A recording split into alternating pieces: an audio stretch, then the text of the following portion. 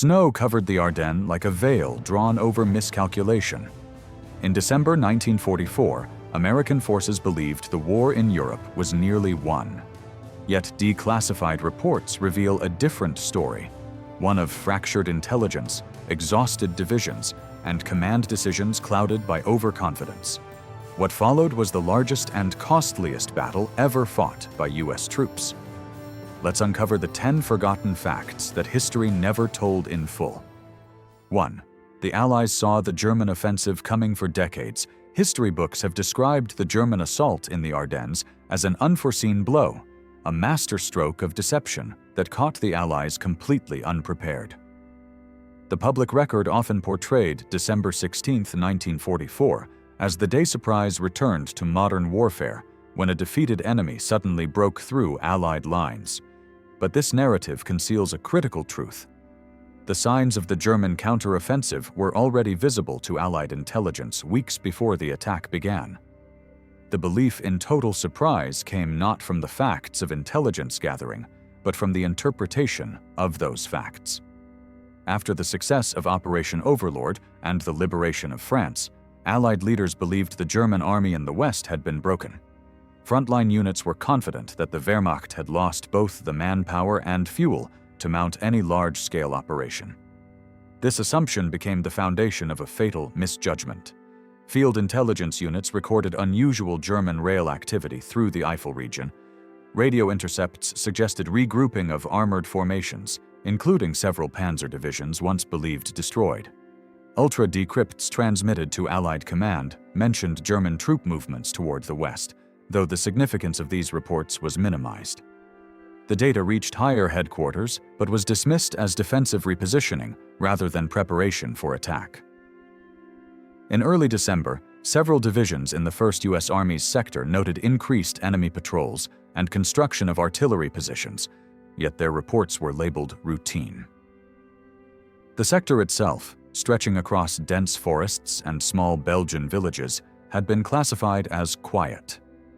The area was used to rest and refit exhausted troops, many of them inexperienced replacements. The assumption of calm proved fatal. When the first German shells struck at dawn on December 16th, the shock wasn't due to absence of warning, but to the disbelief that warnings mattered. Post-war investigations revealed that numerous intelligence summaries had predicted potential German activity, yet these were overshadowed by the belief that Germany could no longer sustain major operations. The offensive's success in its opening days was the direct result of this analytical failure. The myth of total surprise became convenient after the fact. It allowed commanders to explain losses without confronting their own strategic blindness. The truth is that the Battle of the Bulge began, not in secrecy, but in plain sight. The signs were visible. The will to see them was not. 2. American troops were fully supplied for winter warfare. The image of American soldiers standing firm against the snow and steel of the Ardennes is one of the enduring symbols of the Second World War. Popular memory shows well-clad, well-fed troops fighting from frozen foxholes with the full power of American industry behind them. But official quartermaster records tell a very different story. By December 1944, many U.S. units on the Western Front were dangerously undersupplied. The rapid advance across France had stretched supply lines to the breaking point. The Red Ball Express, once the pride of Allied logistics, could no longer sustain the pace of operations. Fuel shortages had forced rationing, limiting armored and motorized movements. Ammunition deliveries lagged behind combat needs. When the Ardennes was designated as a quiet sector, logistical priority was shifted elsewhere. Units deployed there were composed of newly arrived troops, resting veterans, and support elements. They had been issued only summer weight uniforms and limited cold weather gear. The winter that year was among the harshest of the century. Soldiers fought frostbite as fiercely as the enemy. Rations were often reduced to cold canned meals, and vehicles froze overnight without antifreeze or maintenance supplies. When the German attack began, heavy fog grounded air transport, preventing resupply by air. Roads, narrow and ice-slick, became impassable for convoys. fuel dumps near the front were quickly overrun by advancing German spearheads, who captured tens of thousands of gallons of gasoline. This loss crippled mobility and forced some U.S. units to abandon tanks and trucks simply for lack of fuel. The logistical strain also slowed reinforcements. Ammunition shortages meant artillery support had to be rationed. Some batteries were ordered to fire only when targets were confirmed within 200 yards. Even elite formations like the 101st Airborne arrived in Bastogne without adequate winter clothing or ammunition reserves. The legend of Bastogne's endurance hides this material reality. Those men fought not with abundance, but with improvisation. It was only after the weather cleared and supply routes were restored that Allied superiority reasserted itself. The truth of the Ardennes campaign is that victory came not from overwhelming resources, but from endurance under deprivation. The myth of logistical perfection was crafted later to preserve the image of unstoppable American efficiency. 3. Allied command responded quickly and cohesively. Official wartime communiques painted the Allied command as swift, unified, and unshaken in its reaction to the German offensive.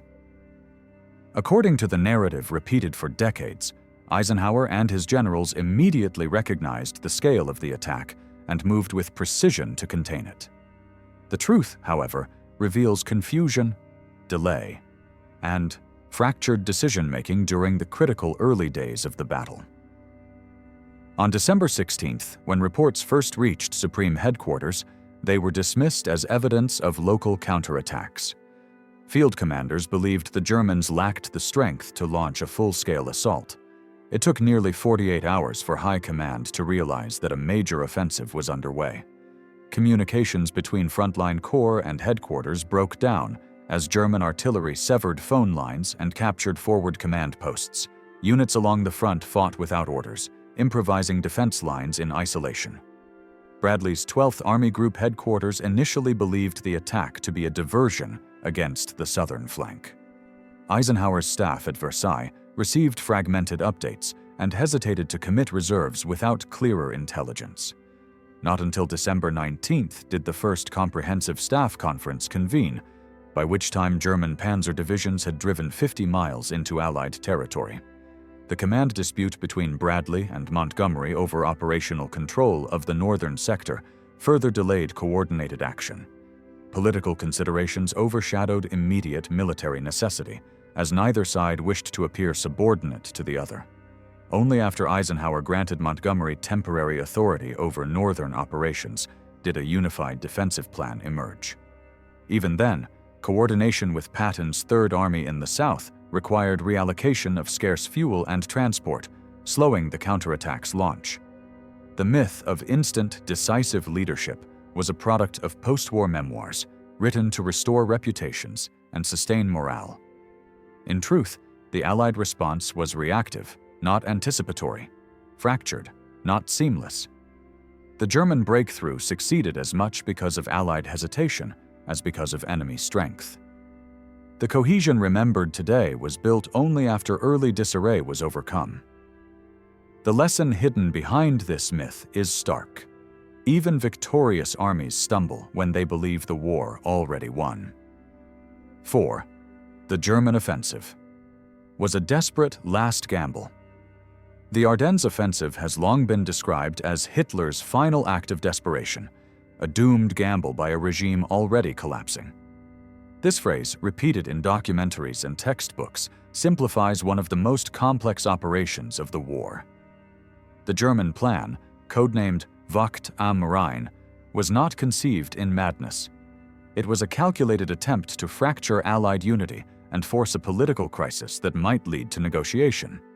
Planning began in the early autumn of 1944, when German intelligence noted the Allies' overextended front lines and growing complacency. The Ardennes, lightly defended and considered unsuitable for large operations, was identified as the ideal strike zone. Hitler envisioned a lightning assault through Belgium to Antwerp, aiming to isolate British and American forces. The operation relied on secrecy, surprise, and the assumption that weather would ground Allied air forces. Panzer divisions withdrawn from the Eastern Front were refitted for the task, their strength replenished by stripped-down training units and factory reserves. The offensive's success depended on speed and captured fuel. Detailed plans included maps of American depots intended for seizure. Although many generals opposed the scale of the operation, believing it too ambitious, they recognized its logic as an operational strike. German columns achieved remarkable progress in the first days, advancing deep into Allied territory and capturing critical crossroads. The failure came not from lack of strategy, but from lack of resources. Fuel shortages stalled armored spearheads. Road congestion and Allied resistance delayed timetables. When the skies cleared on December 23rd, Allied aircraft returned in force, destroying convoys and halting the advance. The offensive collapsed not because it was irrational, but because Germany no longer possessed the material strength to execute its plan fully.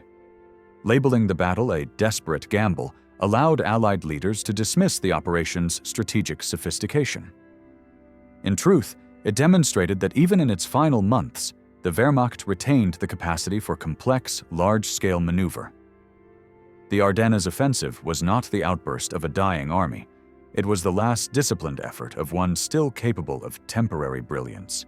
Its failure owed more to circumstance than incompetence, reminding history that the boundary between desperation and determination is often written by the victor.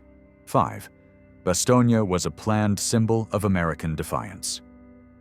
Bastogne endures in public memory as the heroic centerpiece of the Battle of the Bulge, a deliberate stand by the 101st Airborne Division, strategically chosen to block the German advance. The narrative describes a well-planned defense, orchestrated from the start to hold the town at any cost. The historical record reveals a very different reality. Bastogne's encirclement was not planned. It was accidental, the product of rapid German movement and fractured Allied communication. When the offensive began, the 101st Airborne was resting near Reims, recovering from operations in the Netherlands. Within 48 hours, the division was ordered toward the Ardennes with minimal supplies, few vehicles, and no clear intelligence on the situation. Their mission was simple: secure the road junction at Bastogne and delay the enemy. No one expected encirclement. By December 20th, German panzer forces had surrounded the town, cutting all roads and isolating the defenders. The defenders included not only paratroopers, but elements of the 10th Armored Division, engineers, and local civilians. Supplies ran dangerously low. Artillery shells were rationed, and medical units worked without anesthesia. Communication with higher command was sporadic.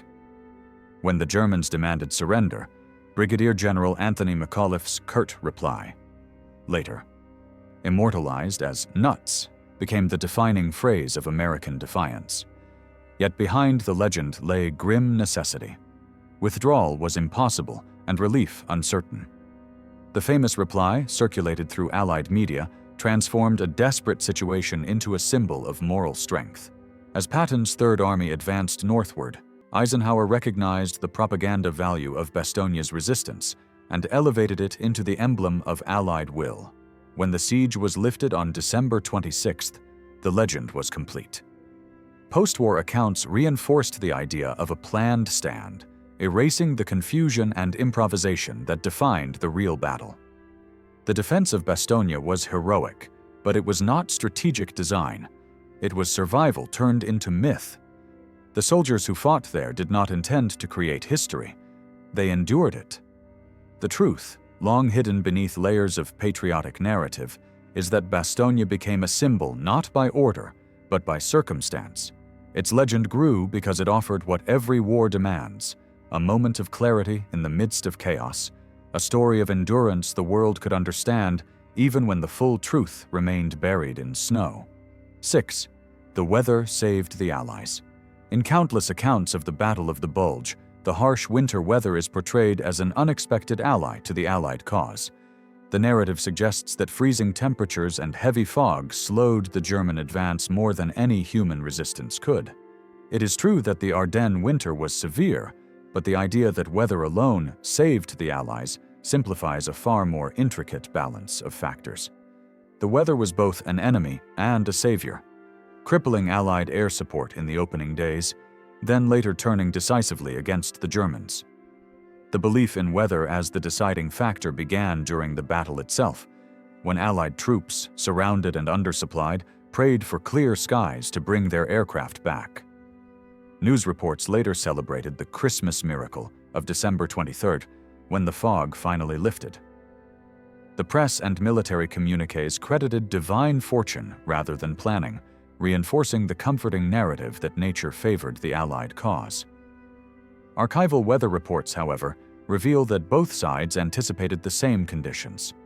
The Germans had deliberately launched their offensive under cloud cover, knowing Allied air power depended on visual targeting. They achieved strategic surprise precisely because of poor visibility. For the first week, Allied aircraft were grounded, and the Luftwaffe, though weakened, flew limited sorties. The weather initially favored the attacker. Meteorological records show temperatures dropping below -10 degrees Celsius, freezing engines and immobilizing vehicles on both sides. German mechanized columns suffered catastrophic losses due to fuel coagulation and brittle metal components. By late December, the weather shifted dramatically. The skies cleared, and Allied tactical air forces resumed operations. Hundreds of P-47 Thunderbolts and Typhoon fighter bombers struck columns stalled along the narrow Ardennes roads.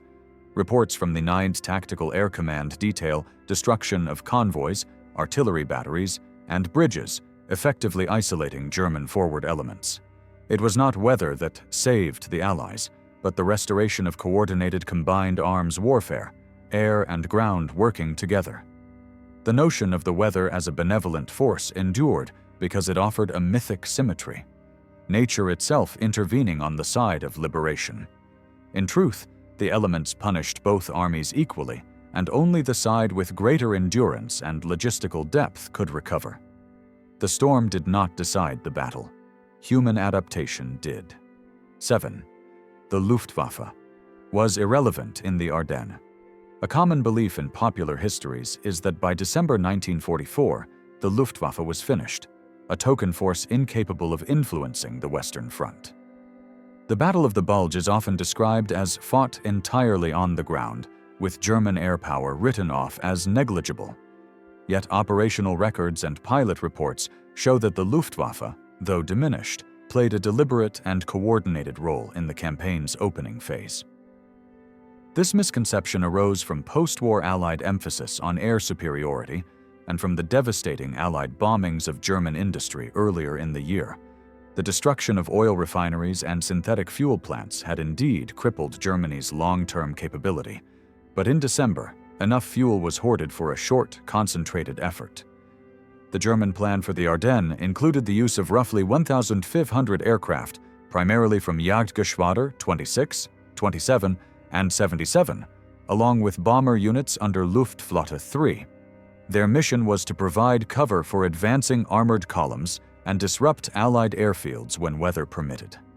For the first week, dense fog restricted all flight operations.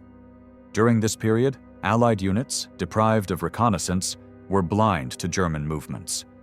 Luftwaffe liaison units directed artillery fire and paratroop landings behind Allied lines. When skies cleared, the Luftwaffe launched Operation Bodenplatte on January 1, 1945, a massive surprise attack against Allied airfields in Belgium and the Netherlands. Nearly 900 German aircraft struck at dawn, destroying or damaging over 450 Allied planes on the ground. It was one of the largest single-day air assaults of the war in the West. However, the operation came at a terrible cost. Over 270 Luftwaffe aircraft lost, many to anti-aircraft fire, and the death or capture of dozens of veteran pilots. While Bodenplatte failed to alter the outcome of the ground campaign, it demonstrated that the Luftwaffe remained capable of strategic initiative even in its decline. Allied post-war narratives downplayed these actions, preferring the image of an enemy already defeated. The reality was more complex. The Luftwaffe's intervention was tactically limited, but operationally significant. It briefly disrupted Allied air dominance and forced temporary redeployment of resources. By the end of January, German air power had effectively collapsed, but its brief resurgence in the Ardennes revealed a force still able to strike even as its nation crumbled. 8. Patton's counterattack was spontaneous genius. The story of General George S. Patton's role in the Battle of the Bulge has long been framed as an act of lightning-fast brilliance, an impulsive, intuitive response that saved the day. Popular retellings depict Patton pivoting his entire army north within days, catching the Germans off guard and relieving the siege of Bastogne in a masterstroke of instinct. The truth, preserved in staff logs and operational orders, tells a different story. Patton's maneuver was not spontaneous, but carefully prepared weeks in advance through meticulous contingency planning. The myth of Patton's improvisation began almost immediately after the battle. Correspondents, eager for a dramatic narrative, emphasized his decisive personality and brash leadership style. This portrayal suited both wartime propaganda and Patton's own cultivated image as an unpredictable field commander. However, staff records from 3rd Army headquarters show that by early December, Patton had already directed his staff to develop plans for a potential German counteroffensive. These contingency operations, labeled Plans A, B, and C, outlined possible moves north, east, or west, depending on the direction of enemy action. When the German assault began on December 16th, Patton was in a command conference in Luxembourg. Within hours, he ordered his staff to prepare for a 90-degree turn northward, a maneuver his logistical and operational teams had already rehearsed on paper. The speed of execution was the result of organization, not improvisation. In less than 72 hours, Patton redeployed 3 divisions across frozen terrain, relying on detailed fuel and road calculations already prepared by his quartermasters. The relief of Bastogne on December 26th was the culmination of disciplined planning, not sudden inspiration. Contemporary military historians now regard Patton's achievement as one of logistical excellence rather than instinctive genius. It demonstrated how preparation, coordination, and command discipline could transform foresight into action. The myth of spontaneity endures because it aligns with the American ideal of individual heroism, the lone commander turning the tide through willpower. The archival truth is more profound. Patton's victory wasn't born of chance, but of respect for planning, anticipation, and an understanding of the enemy's desperation. His counterattack proved that even in chaos, preparation remains the highest form of genius. 9. The Battle of the Bulge was the last major German offensive. Textbooks often describe the Ardennes campaign as Germany's final major offensive in the West, implying that afterward, the Wehrmacht could no longer mount organized resistance. This statement is only partially true. While the Battle of the Bulge was indeed the last large-scale offensive on the Western Front, it was not Germany's final major operation of the war. The belief that it marked the absolute end of German strategic initiative originates from Allied wartime messaging that sought to reassure domestic audiences of imminent victory. In reality, Germany launched several significant operations after the Ardennes, both in the West and East, demonstrating continued military capacity despite collapse. In January 1945, while the Ardennes fighting still raged, German forces began Operation Nordwind in Alsace-Lorraine. This offensive, led by Army Group G, aimed to divert Allied strength from the Ardennes by attacking the U.S. 7th Army. It achieved several tactical breakthroughs, inflicting heavy casualties before eventually being repelled in mid-January. Meanwhile, on the Eastern Front, Germany launched Operation Frühlingserwachen in Hungary in March 1945, the last major armored operation of the war, attempting to secure oil fields near Lake Balaton. Both operations involved tens of thousands of troops and hundreds of tanks, far from the picture of total collapse. The real difference after the Ardennes was not the cessation of German offensives, but the loss of strategic coherence. Fuel shortages, transportation breakdowns, and shattered communications reduced German capacity for sustained campaigns. What remained was tactical, localized defiance rather than grand strategy. The persistence of this myth reflects how history simplifies complexity into symbols. Declaring the Ardennes as the last offensive gave the war a moral symmetry, the enemy's final blow met by Allied endurance and triumph. Yet the archives show a nation fighting to the end with fragments of organization and willpower intact. Understanding this does not diminish Allied achievement, it restores historical proportion. The Battle of the Bulge was not Germany's final roar. It was the moment when defeat became irreversible, yet resistance continued in denial of the inevitable. 10. The Battle of the Bulge was a clear-cut Allied victory. Public memory frames the Ardennes as a decisive and heroic Allied triumph, the last great test of strength in the West before final victory. The outcome appears unambiguous. Germany attacked, the Allies resisted, and the front was restored. But the real aftermath was far more costly and complex than victory parades suggested. Allied success came at immense human, material, and strategic expense.